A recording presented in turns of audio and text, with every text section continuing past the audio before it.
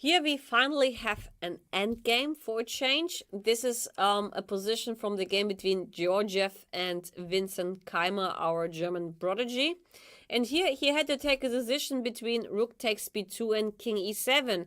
And those of you who believe that decision making is easy in endgames, I would even say they are wrong, because especially in endgames, a wrong move can decide the game on the spot, whereas in middle games there are still some chances on the way to do more mistakes or your opponent to do some more mistakes. But in endings, usually the character can be quite concrete. So here, rook takes b2 is an obvious move we have to check out. The other obvious move, in my opinion, is the move king e7. Why king e7? Because, okay, we see that there are a lot of pieces in the same row, which means rook f6 is a very strong move in general. So king e7 would just prevent that move. For example, like king e7, knight g6 check. Can be done, of course, but now simply king d7. And if you play now something along the lines like rook f6, you don't really attack anything, and b2 is still under attack. So king e7 serves as a very safe option. But of course it's quite interesting to check out the alternative, because here you can take a pawn, and a pawn is a pawn. Now after rook takes b2, obviously there are two candidate moves which should, well, get to your eye quickly, because apart from the fact that all these pieces are in the same row, we also have two pieces in the same file. That gets us to rook f6 and rook d4. Rook d4 looks much more crucial because the knight is attacked, but also like rook f6 we should take into consideration. But here at least we can say that, well, it's a good question what I would play here. Rook takes a2 is one thing which is interesting. King e7 is another move which is interesting. But in any case, a2 is falling and we would remain with a pawn up. At least it seems to me like this at the first glance. For example, like king e7, rook takes h6 and rook takes a2, we are pawn up. It's not like that we are winning because all these pawns are also strong, but g5 would give me a square on f5 for the knight. So I think here the chances for black are not bad. So king e7 is the easy way. The rook d4 move, however, is much more critical because now we are in a pin, and despite that there's also some kind of correspondence between d6 and b2 in terms of forks, and forks can be very bad and annoying patterns, to say the least. So after rook d4 in the calculation process, Vincent had to go. He had to decide between king e7 and king c7. In both cases, well, the obvious reply is something along the lines like rook d6, rook takes d6. The same for king c7. Also here, rook takes d6 should be considered. Apart from both these moves, there's also another move, rook b6, which also is a move, well, worth taking into consideration. It was also, by the way, the move played in the game. But let's start with the easy answers to rule out. King to e7, for example. Now rook takes d6. White actually wins a piece after king takes d6, knight c4 check, and b2 is falling. Here the only interesting move is something along the lines like rook b5, but then I will have, well, I need to do something about my knight. I guess knight c4 is here the right answer. If rook c5, then the piece is gone.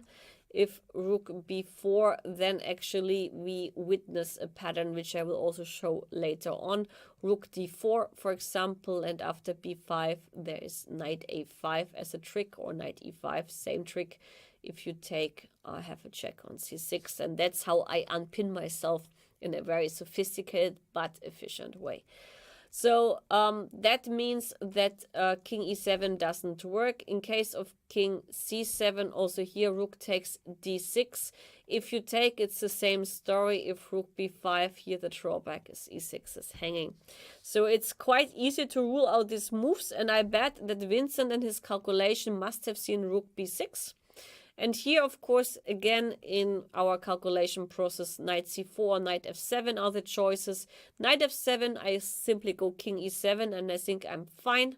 For example, knight f7 check, king e7.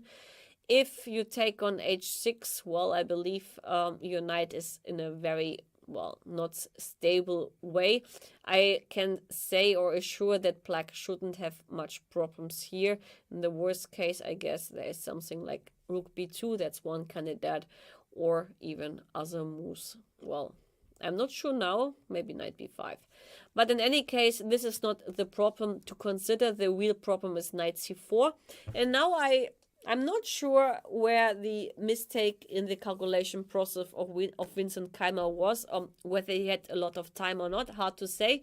But now, in order to find in the calculation here the right move, and well, this position you have to visualize and see already when you take on b2, to be honest. It's not like that you can do this all on the board and then take back a move. So I bet that after rook b2, rook d4, rook b6, knight c4, he may have seen even rook b4, because that is a move which is a tactical indicator exploiting the weakness that the knight and the rook are in the same row. So rook b4 as a kind of cool trick. Now you cannot take with a knight because the rook on d4 would be gone. So rook takes d6 comes with a check. And I believe the problem about Vincent likely was that he saw that king e7 is once again the same issue we have already witnessed with rook d4, b5 and knight a5 or knight e5, and we unpin. I guess he calculated king c7 and he saw that now rook d4 is not an issue, that because after e5 we don't have a trick, which means like the knight will not be able to attack e6 to create a fork, or to attack b5, for example, like knight a3 take, and now you cannot take on b5 because the pawn takes back. But I guess the problem was that he forgot that apart from rook d4, which looks like the most natural move, that white can simply take on e6.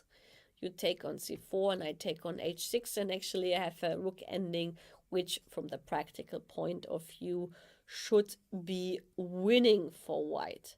So that was the mistake actually which was done. So he could have had a draw in case of king e7, or the game would be equal, but here instead of king e7 he took on b2, and well, two options, the safe one and the less safe one. But when you calculate, then of course it's always good to find the candidate moves. Here it was quite easy to find the candidate moves. White just, well, used tactical indicators which were quite obvious with the pins and stuff like that. But yeah, I guess in the whole process of calculation, Vincent probably forgot that white had the alternative to go into the rook ending eventually.